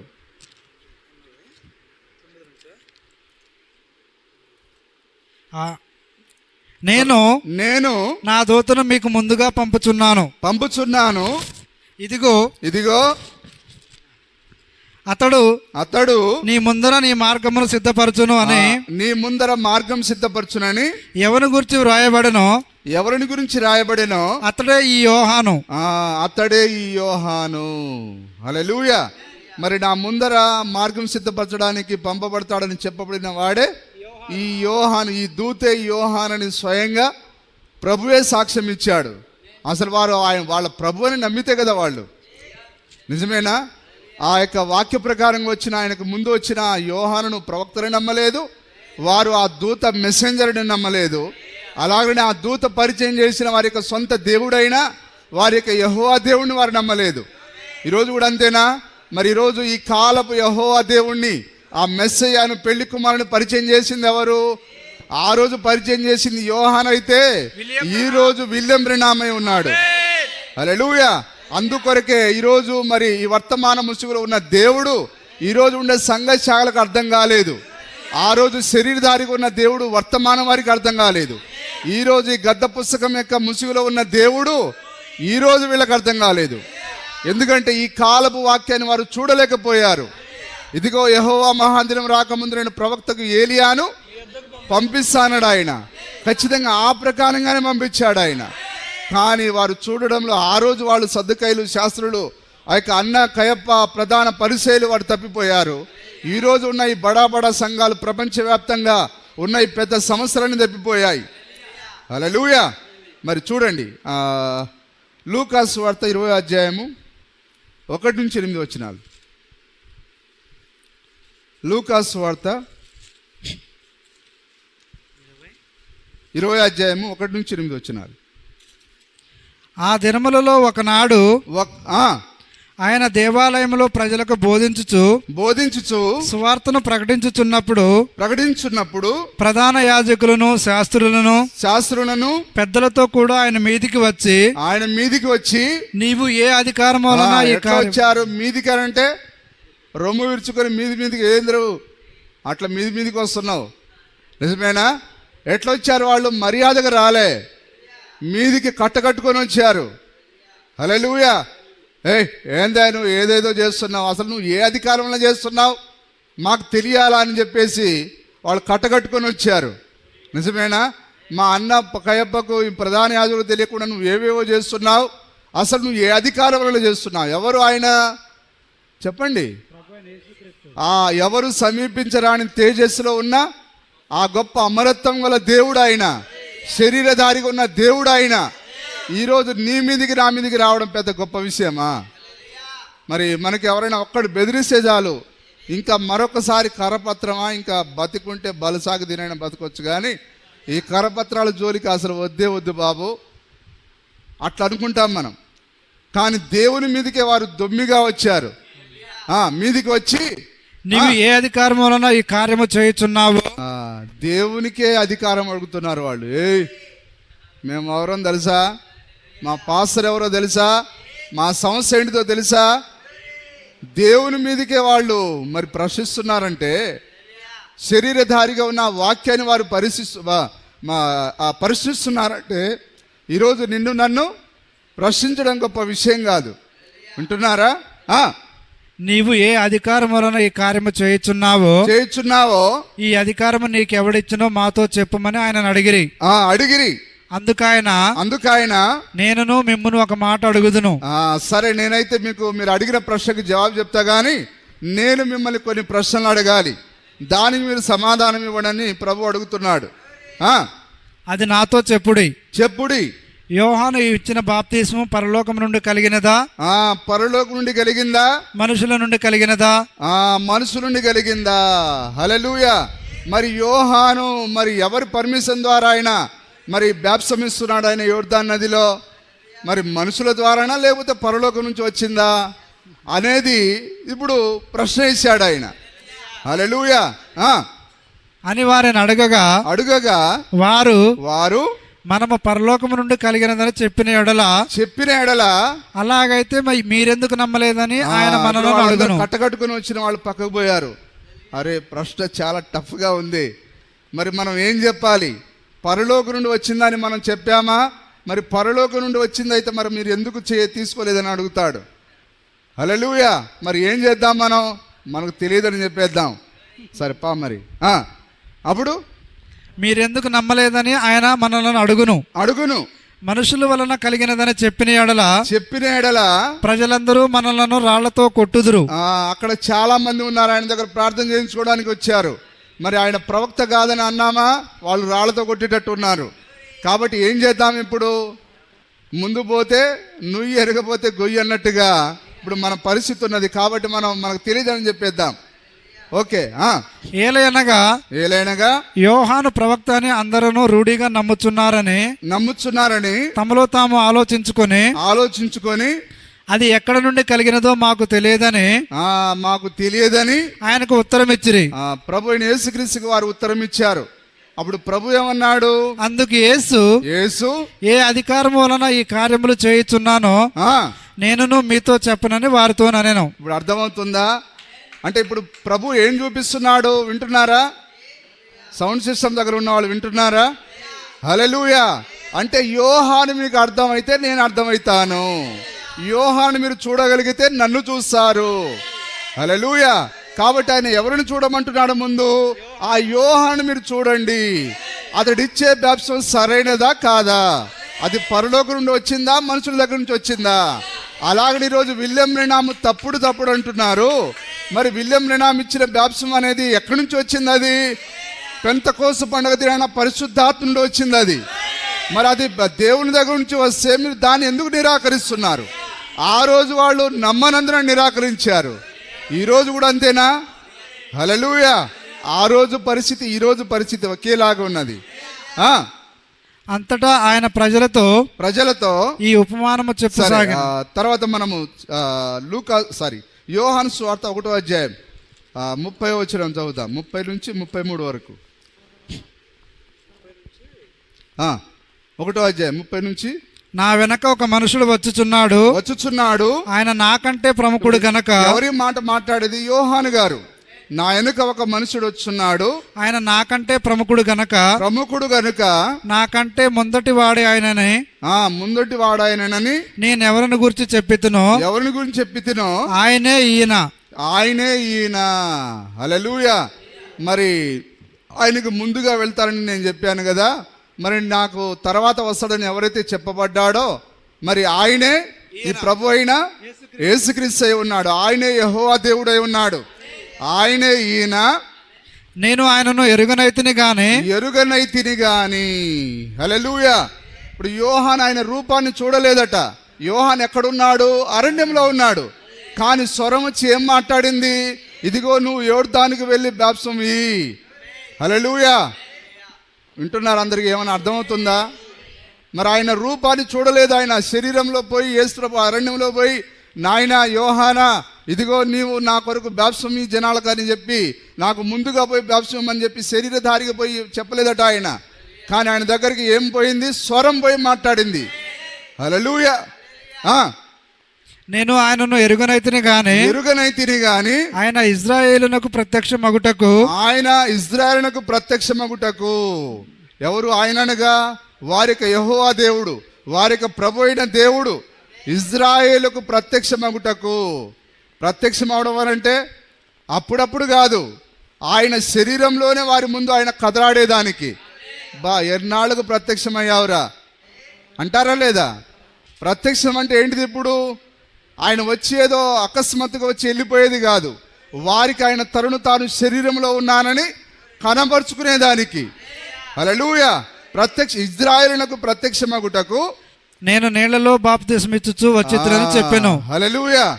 ఇప్పుడు ఆ మెస్సయ్య నీకు అర్థం కావాలంటే, ఆ యెహోవా దేవుడు నీకు అర్థం కావాలంటే ముందుగా ఏం చేయాలి? యోహాను దగ్గరికి వచ్చి వాళ్ళు బాప్తిసం పొందాలి.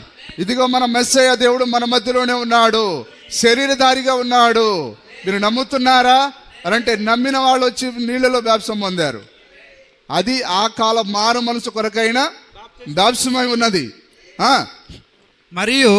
మరియు యోహాను సాక్ష్యం ఇచ్చుచు ఆత్మ పావురము వలె ఆకాశం నుండి దిగివచ్చుట చూచితిని.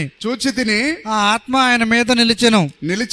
నేను ఆయనను ఎరుగనైతిని గాని. హల్లెలూయా. ఇప్పుడు ఆత్మ ఎవరి మీదకి వచ్చింది? ఆ పావురం వలె యేసుక్రీస్తు మీదకి వచ్చింది. చూచితిని అంటున్నాడా? అక్కడ చాలా మంది ఉన్నారు కానీ అందరూ చూడలేదు. కానీ ఎవరు చూశారు? యోహాను ఒక్కడే చూశాడు. మరి ఆ యొక్క దమస్కు మార్గంలో ఆ యొక్క స్వరము, ఆ యొక్క అగ్నిని అందరూ చూడలేదు కానీ కేవలం పౌలు మాత్రమే చూశాడు. అలాగని ఇక్కడ ఇది కూడా అంతే ఉన్నది. నేను ఆయనను ఎరుగనైతిని గాని నీళ్లలో బాప్తిసం ఇచ్చుటకు నన్ను పంపిన వాడు. Glory to lord. ఇప్పుడు ఆయన పంపింది ఎవరట? నీళ్ళలో బాప్తిసం అని దేవుడే పంపాడు. ఎవరు పంపారు? నీళ్ళలో బాప్తిసం అని చెప్పి దేవుడే పంపాడు. అందుకొరకే ప్రభు ఏం అడిగాడు? యోహాను ఇచ్చిన బాప్తిసం పరలోకం నుండి వచ్చిందా? పరలోకం అంటే ఏంటిది? దేవుడి నుంచి వచ్చిందా లేకపోతే ఇక సంవత్సరం నుండి వచ్చిందా? యేసుక్రీస్తు నామములో బాప్తిసం అనేది సంవత్సరంలో ఉన్నదా? సంవత్సరం నుంచి వాక్యం రాదు. సంవత్సరం నుంచి ఏమొస్తుంది? సిద్ధాంతాలు వస్తాయి. అందుకొరకే వారు తండ్రి కుమార నామం అనే సిద్ధాంతం దగ్గర ఉన్నారు. మనమైతే వాక్యం దగ్గర ఉన్నాం. ఎందుకంటే విలియం బ్రెనాము దేవుని మనిషిని మనం నమ్ముతున్నాం. ఆ బాప్తిసం దేవుని దగ్గర నుంచి వచ్చిందని మనం నమ్ముతున్నాం. హల్లెలూయా. కాబట్టి మనము ఆ బాప్తిసము వాక్యములో ఉందనంటే అది ఎవరి దగ్గర ఉంది? అది దేవుని దగ్గర ఉన్నది. కాబట్టి దేవుని దగ్గర ఉన్న బాప్తిసాన్ని నమ్మని వాడు దేవుడి మనిషి ఎట్లయితాడు? అక్షరాల దయ్యమే. అందుకొరకు ఆయన అడిగాడు, యోహాను ఇచ్చిన బాప్తిసం ఎక్కడి నుంచి వచ్చింది? ఇప్పుడు అర్థమవుతుందా? ఆ బాప్తిసం మన యోహాను యోర్దాను దగ్గరికి ఎవరు పంపించారు? దేవుడే పంపించాడు. అదే ఇప్పుడు ఆయన సాక్ష్యం ఇస్తున్నాడు అక్కడ. మరి ఆయనతో చెప్పినప్పుడు ఎవరైనా సాక్షులు ఉన్నారా? నాయన యోహానా నీవు పోయి మరి యోర్దాను నదిలో బాప్తిసం అని చెప్పేటప్పుడు ఎవరైనా సాక్షులు ఉన్నారా? ఎవరన్నా? ఎవ్వరు లేరు. ఆయన ఒక్కడితోనే దేవుడు మాట్లాడాడు. ఇప్పుడు ప్రజలు ఎట్లా నమ్మాలి? అరణ్యంలో కేకవి ఒకరి శబ్దం అనే ఆ వాక్యంతో యోహానును పోల్చాలి. ఆ వాక్యంతో పోల్చడమే తప్ప ఇల్లు తిరిగి ప్రభు వచ్చి ఇదిగో ఆ యోర్దానులో బాప్తిసం ఇచ్చేది పంపింది నేనేరా పో అని అట్లా పంపడు ఆయన. నువ్వు వాక్యాన్ని చూసి ఆయన దగ్గరికి వెళ్ళాలి. దేవుని నామానికి స్తుతి కలుగును గాక. నీవెవరి మీద ఆత్మ దిగి నిలుచుట చూతువో ఆయనే పరిశుద్ధాత్మలో బాప్తిసం ఇచ్చువాడని నాతో చెప్పాను. హల్లెలూయా. వింటున్నారు అందరూ? ఇప్పుడు ఆ స్వరం వచ్చి ఏం చెప్పింది? నువ్వు పోయి యోర్దానులో బాప్తిసమి. మరి ఎవరి మీదకైతే ఈ పరిశుద్ధాత్మ పావురం వచ్చి నిలుచుంటుందో ఆయనే అగ్నిలోను పరిశుద్ధాత్మలోను బాప్తిసం ఇచ్చేవాడు. ఆయనే గొప్ప యెహోవా దేవుడై ఉన్నాడు. అప్పుడు బాప్తిసం ఇచ్చేటప్పుడు మాత్రమే యేసు ప్రభు ముఖాన్ని చూశాడు ఆయన, అంతకుముందు చూడలేదు ఆయన. అరణ్యంలో అతని దగ్గరికి స్వరం వచ్చి మాట్లాడింది. హల్లెలూయా. ఆయన నేను ఎరగలేదు కానీ ఎవరి మీదకైతే పరిశుద్ధాత్మ దిగి వస్తుందో, హల్లెలూయా, నిజమేనా? కాబట్టి ఎవడు పడితే వాడు దేవుని సేవకుడు కాదు, కానీ ఎవరి మీదైతే అభిషేకం ఉంటుందో, ఎవరి మీదకైతే ఈ యొక్క వాక్యం యొక్క అభిషేకం ఉంటుందో అతడే ఈ వర్తమానంతో నిలబడేవాడే దేవుని యొక్క సేవకుడై ఉన్నాడు. దేవుని నామానికి మహిమ కలుగును గాక. అందరికి అర్థమవుతుందా? మరి మత్తయి సువార్త 16:11. సరే నేను ముగిస్తాను, అయిపోయింది.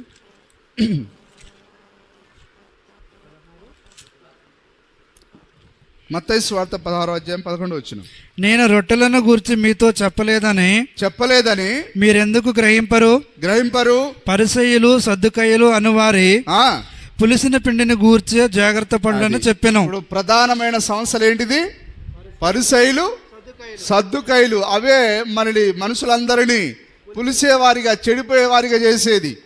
ఆ రోజు ఆ 2 సంవత్సరాలే ప్రజలందరినీ పులిసిన వారిగా మార్చేస్తే ఈరోజు బోర్డని సమస్యలు ఉన్నాయి. కాబట్టి వారి విషయంలో జాగ్రత్త ఉండమని చెప్పాడు ఆయన. నిజమేనా? ఇప్పటికైనా అర్థమవుతుంది ఆ రోజు ఉన్న ప్రధానమైన 2 సంవత్సరాలని. ఇప్పుడు మనకు కొన్ని లక్షల్లో ఉన్నాయి, కొన్ని వేలలో సంవత్సరాలు ఉన్నాయి. ఇప్పుడు వాటి విషయంలో మనం జాగ్రత్తగా ఉండాలని దేవుని వాక్యం సెలవిస్తున్నది. దేవుని నామానికి స్తుతి మహిమ కలుగును గాక. కాబట్టి ఇప్పుడు యోహాను వచ్చి అరణ్యంలో కేక వేస్తున్నాడు. ఎట్లా? ఆ యొక్క యెషయా రాశాడు కాబట్టి ఆ వాక్య ప్రకారంగానే కేక వేస్తున్నాడు ఆయన. అలాగనే ఇప్పుడు విలియం బ్రెనామ్ ఎట్లా రావాలి? యెహోవా మహాదినం రాకమునుపు. మహాదినం అంటే ఎట్లాంటిది? అదే మనం చదవాలి. ఆ యొక్క జెఫన్యా గ్రంథం 1:14 చదవండి, నేను ముగిస్తాను చివరిగా. జెఫన్యా 1:14. యెహోవా మహాదినము సమీపమాయెను. యెహోవా దినము సమీపమై అతి శీఘ్రముగా వచ్చుచున్నది. ఆలకించుడి. యెహోవా దినము వచ్చుచున్నది. పరాక్రమశాలురు మహారోదనం చేయుదురు. ఆ దినము ఉగ్రత దినము. శ్రమయు ఉపద్రవమును మహానాశనమును కమ్ము దినము. మహానాశనం అంటే ప్రపంచం అంతటా నాశనం అయ్యేది. మరి ఆ రోజు నోవాహు కాలంలో జలప్రళయం ద్వారా మరి నీళ్ళ ద్వారా దేవుడు తూడ్చేశాడు. ఆ యొక్క సొదొమ గొమొర్రా పట్టణాన్ని అగ్నిచేత కాల్చివేశాడు. కానీ ఇప్పుడు ఆయన ప్రపంచాన్ని మరలా అగ్నిచేత కాల్చనే ఉన్నాడు. ఆ మహానాశనము కమ్ము దినము. అంధకారమును గాఢాంధకారమును కమ్ము దినము. అంధకారము గాఢాంధకారము. ఎందుకు? ఆ యొక్క బాంబుల పొగ ద్వారా సూర్యుడు మరి మాయమైపోతాడు. సూర్యుడే కనిపించకపోతే వెలుతురు ఎక్కడిది? దాని వలన అంధకారం మహాంధకారం ఏర్పడుతుంది. వింటున్నారా? అంధకారమును గాఢాంధకారమును కమ్ము దినము. మేఘములను గాఢాంధకారమును కమ్ము దినము. ఆ దినమున ప్రాకారములు గల పట్టణముల దగ్గరను ఎత్తైన గోడల దగ్గరను యుద్ధ ఘోషణయు బాకానాదము వినబడును. జనులు యెహోవా దృష్టికి పాపము చేసిరు గనుక. ఆ రోజు మరి 6వ అధ్యాయంలో ఏమన్నాడు ఆయన? వారి ఊహంతయు చెడ్డది అని అన్నాడు ఆయన. ఇప్పుడు కూడా జనాలు ఎందుకు నాశనం చేయాలనుకుంటున్నాడు ఆయన? నా దృష్టికి వాళ్ళు పాపం చేశారు, యెహోవా దృష్టికి వాళ్ళు పాపం చేశారు. నిజమేనా? పాపం చేసిరు గనుక నేను వారి మీదకి ఉపద్రవము రప్పించబోచున్నాను. వారు గుడ్డివారి వలె నడిచెదరు. ఇక అడుబాంబులేస్తే మొత్తం దుమ్ములేసి చూడండి, దీపావళి బాంబులు గట్టిగా ఒక 10 వేస్తేనే ఆ పొగకి మన కళ్ళు కనిపించవే. ఓ బస్సు గట్టిగా దాని తొక్క మరి ఆ యొక్క దాని ఏమంటారు ఇంజన్ ఆయిల్ మార్చక అది బోరుకు వచ్చిన బండిని గట్టిగా తొక్కితే దాని పొగకే మనకు ఊపిరాడదే. మరి బాంబులేసి ఎట్లుంటది? హల్లెలూయా. వారు గుడ్డివారి వలె నడుచుదురు. వారి రక్తము దుమ్ము వలె కారును. దుమ్ము రక్తం ఒకటే అయిపోతుంది ఇక. హల్లెలూయా. వారి రక్తం దుమ్ము వలె కారును. వారి మాంసము పెంట వలె పారవేయబడును. యెహోవా ఉగ్రత దినమున తమ వెండి బంగారములు వారిని తప్పింపలేకపోవును. రోషాగ్ని చేత భూమంతయు దహించబడును. తప్పించగలదు, ఈ వర్తమానం తప్పిస్తుంది. వెండి బంగారం ఉగ్రత దినమును తప్పించదు. ఉగ్రత దినానికి ముందే నువ్వు ర్యాప్చర్లో ఉండాలంటే, ఎత్తబాట్లోనికి వెళ్ళాలంటే ఈ వర్తమానాన్ని కొనుక్కో, ఈ వర్తమానాన్ని తిను, దీన్ని భుజించు, దీన్ని శ్వాసించు. అప్పుడు నీవు ఆ ఉగ్రత నుంచి తప్పించబడతావు. ఓకే. రోషాగ్ని చేత భూమంతయు దహించబడును. ఆ మాట పట్టుకుంటున్నారా? దేవుని యొక్క రోషాగ్ని చేత ఆ రోజు ఆయన జల ప్రళయాన్ని తీసుకొని వచ్చాడు. ఈ రోజు ఆయన రోషాగ్ని చేత అగ్నిని కురిపించబోతున్నాడు. రోషాగ్ని చేత భూమి అంతయు దహింపబడును. భూమి అంతటా కాలిపోయిన కాలం ఎప్పుడైనా ఉందా సార్? ఇప్పుడు ఈ జెఫన్యా 1:14 చెప్పబడిన వాక్యం ఇప్పుడైనా కాదా? కాబట్టి ఇట్లాంటి రోజు వచ్చిందా? రాలేదు. కాబట్టి ఇట్లాంటిది ఒకటి జరగాలి. ఇది జరగడానికి, ఇప్పుడు జరగబోయే కాలంలో మనం ఉన్నాం. ఇది రావడానికి ముందు ఎవరు రావాలి? ఏలియా రావాలి. ఏలియా వచ్చి ఏం చేయాలి? పిల్లల హృదయాలను తండ్రుల వైపు తిప్పాలి. మరి కాలంలో పిల్లల హృదయాలను తండ్రుల వైపు తిప్పింది ఎవరు? కేవలం విలియం బ్రెనామ్ ఒక్కడే. కాబట్టి ఆ మాటను బట్టి వాళ్ళు, ఇది ఎవరి జీవితంలో నెరవేర్పు జరిగింది. ఏం చేయాలి? మనం మ్యాచ్ కావాలంటే మన నెంబరు, మన దగ్గర హాల్ టికెట్ ఉంటుంది. ఆడ బోర్డు పైన ఒక నెంబర్ రాస్తారు. ఈ హాల్ టికెట్ నెంబరు, ఆ నెంబరు 2 మ్యాచ్ అయితే, ఓహో నెంబర్ నాకు ఫలానా గదిలో పడ్డది ఎగ్జాము. నెంబర్ లేకపోతే నీకే అర్థమవుతుంది. అలాగనే ఈరోజు నువ్వు ఏం చూడాలి? మలాకి గ్రంథము 4వ అధ్యాయము 5-6 వచనాలు చదవాలి. ఇది ఎవరిలో జరిగింది? ఓఫీర్ తాతలో జరిగిందా? మన అందాల రావులో జరిగిందా? లేకపోతే ఎస్ఎస్ కుమార్లో జరిగిందా? ఎవరిలో జరిగిందని వాక్యాన్ని చూడాలి, మనిషిని చూడాలి, వాక్యాన్ని చూడాలి. కానీ ఇప్పుడు ఇది ఎవరిలో జరిగింది? ఇది విలియం బ్రెనామ్లో జరిగింది. హల్లెలూయా. అలాగని ఆ రోజు కూడా వాడు ఏం చేయాలి? యెషయా గ్రంథం 40వ అధ్యాయం చదవాలి. ఎవరు దాన్ని నది వైపు చూడాలి? ఒరే ఒరే ఒరే ఒరే ఈయనేరా. హల్లెలూయా. కానీ వాళ్ళు అట్లా చూడకుండా ఎవరు ఎటువైపు చూశారు? పరిచర్యలు చూశారు, యోహాను చూశారు. ఏమైనా కదులుతున్నారా మన పెద్దయ్య గారు? ఎవ్వరు పోవట్లేరురా. అయితే కమ్మున ఉండు. ఇక చికెన్ తెచ్చుకొని పావుస్తారు, మద్యం అది ద్రాక్ష రసం తాగి శుభ్రం పడుకో. వాళ్ళ వైపు చూడాలి. కానీ మనం యోహానికి వెళ్ళి మనం ఏం చూస్తాం? వాక్యం ఏదేమైనా కానీ వాక్యం వరకు నిలబడాలి. దేవుని నామానికి స్తుతి కలుగును గాక. నిజమైన ఇప్పుడు దేన్ని చూడాలి? వాక్యాన్ని చూడాలి, ఆ వ్యక్తిని చూడాలి. ఇప్పుడు ఈ వాక్యం అక్షరాలు ఎవరిలో నెరవేర్పు జరిగింది? విలియం బ్రెనామ్లో జరిగింది. సరే, మరి మీ సమయాన్ని తీసుకుంటున్నందుకు క్షమించండి. ఒకసారి 4వ అధ్యాయం 1వ వచనం చూడండి. 4వ అధ్యాయం 1వ వచనం మలాకి.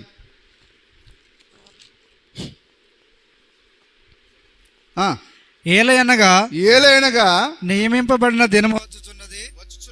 కొలిమి కాలినట్లు అది కాలును. కొలిమి కాలునట్లు అది భూమి ఎట్లా కాలబోతున్నది? కొలిమి కాలునట్లు. అక్కడ జెఫన్యా చెప్పింది, ఇక్కడ మలాకి చెప్పింది. 2 ఒకటే. కొలిమి కాలునట్లు కాలును. గర్విష్ఠులందరూ దుర్మార్గులందరూ ఎవరిప్పుడు గర్విష్ఠులు? ఈ వర్తమానాన్ని నమ్మని వారు. దుర్మార్గులు ఎవరు? వీళ్ళు ఈ వర్తమానాన్ని నమ్మని వారు. దుర్మార్గులందరూ కొయ్య కాలువలే ఉందరు. వారిలో ఒకనికి వేరైనను చిగురైనను లేకుండా రాబో దినము అందరినీ కాల్చివేయనని సైన్యములకు అధిపతియగు యెహోవా సెలవిచ్చుచున్నాడు. ఎవరు సెలవిచ్చేది? అందరిని కాల్చివేస్తానని. మరి ఆ ఉగ్రత అగ్ని వచ్చి అందరిని కాల్చివేస్తానని జెఫన్యా చెప్పింది ఎవరు? ఆ గొప్ప యెహోవా దేవుడే. ఓకే, ఆయన అట్లా మాట్లాడుకుంటూ మరి వస్తున్నాడు ఆయన. ఓకే, చదవండి, స్పీడ్ చదవండి.